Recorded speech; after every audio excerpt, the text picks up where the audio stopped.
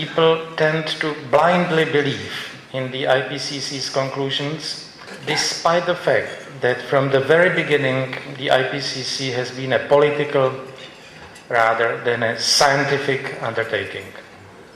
A few days ago I have come across a lecture given by a very respected German economist who is in his other writings very critical of the German interventionist economic policies and etatist institutions.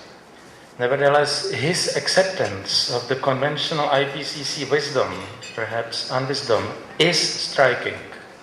His words, I quote, "The scientific evidence is overwhelming.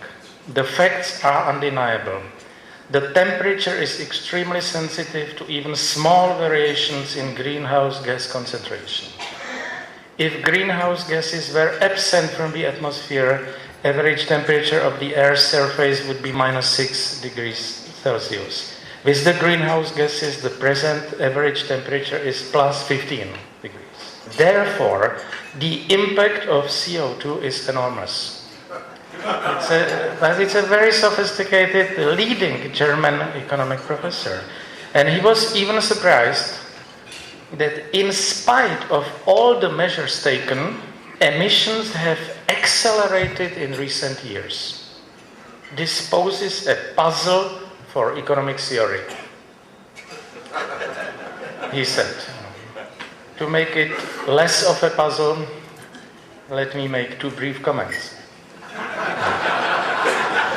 As an economist, I have to start by stressing the obvious. Carbon dioxide emissions do not fall from heaven. Their volume is a function of GDP per capita, which means of the size of economic activity, of the number of people, and of the emissions intensity, which is the amount of CO2 emissions per dollar of GDP.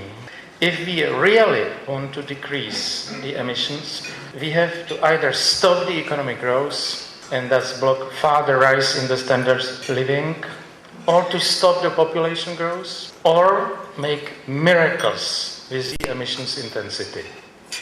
Nothing else. I'm afraid there are people who really want to stop the economic growth, the rise in the standard of living, though not their own, and the ability of men to use the expanding wealth, science and technology for solving the actual pressing problems of mankind, especially of the developing countries.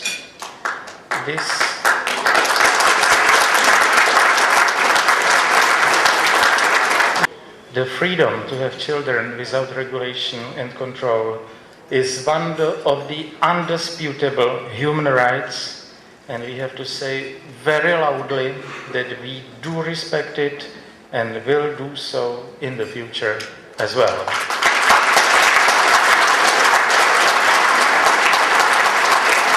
The EU less developed countries, Greece, Ireland, Portugal and Spain, their rapid economic growth led to the increase of their CO2 emissions in 15 years by 53%.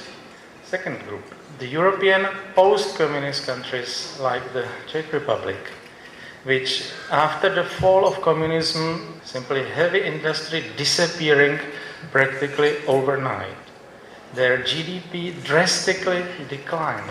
And so these countries decreased their CO2 emissions in the same period by 32%. The slow-growing EU countries increased their CO2 emissions in the same period by 4%. And yet, there is a dream among European politicians to reduce CO2 emissions for the entire EU by 30% in the next 13 years. What does it mean? Do they assume that all countries would undergo a similar economic shock as was experienced by the Central and Eastern European countries after the fall of communism? Do they assume that European economically weaker countries would stop their catching up process? Or do they intend to organize a decrease in the number of people living in Europe? Or do they expect a miracle in the development of the emissions GDP ratio, which would require a technological revolution of unheard of proportions with the help of from Brussels organized scientific and technological revolution? You know, you are laughing, but for us who lived in a communist era, the term scientific and technological revolution has a very special meaning.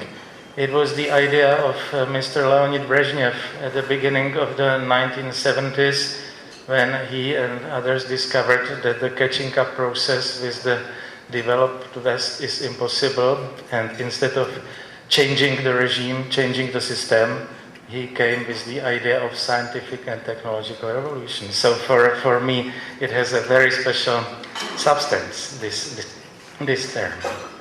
What I see in Europe and in the US and other countries as well is a powerful combination of irresponsibility, of wishful thinking, of implicit believing in some form of Malthusianism, of cynical approach of those who themselves are sufficiently well off, together with the strong belief in the possibility of changing the economic nature of things through a radical political project. This brings me to politics. As a politician who personally experienced communist central planning of all kinds of human activities, I feel obliged to bring back the already almost forgotten arguments used in the famous plan versus market debate in the 1930s in economic theory. The climate alarmists believe in their own omnipotency. They believe in knowing better than millions of rationally behaving men and women what is right or wrong.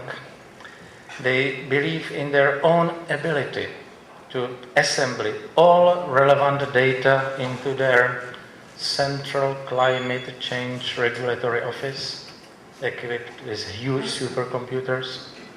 And they believe in the possibility to give adequate instructions to hundreds of millions of individuals and institutions.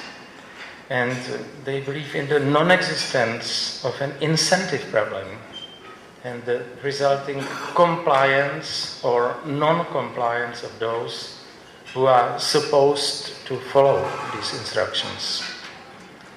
I am afraid we have to restart the discussion about the very nature of government and about the relationship between the individual and society.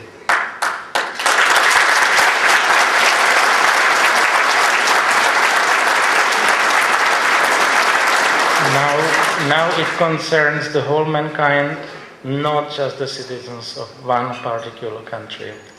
To discuss this means to look at the already canonically structured theoretical discussion about socialism or communism, and to learn the uncompromising lesson from the inevitable collapse of communism 18 years ago. To sum up, it is not about climatology, it's about freedom. This should be the main message of our conference. Thank you very much.